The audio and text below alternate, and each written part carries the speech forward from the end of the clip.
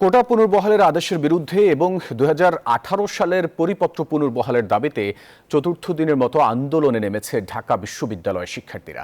একই দাবিতে দেশের বিভিন্ন স্থানে আন্দোলন করছে শিক্ষার্থীরা।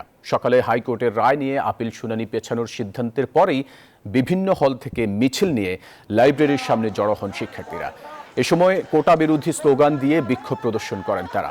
শিক্ষার্থীরা ২০১৮ সালে ঘোষিত সরকারি চাকুরিতে কোটা পদ্ধতি বাতিল ও মেধাভিত্তিক নিয়োগের পরিপত্র বহাল রাখা, পরিপত্র বহাল সাপেক্ষে কমিশন গঠনপূর্বক দ্রুত সময়ের মধ্যে সুবিধাবঞ্চিত ও প্রতিবন্ধী ব্যতীত অন্যান্য কোটা বাতিল বাস্তবায়ন সহ ৪ দফা দাবিতে আন্দোলন চালিয়ে যাচ্ছেন।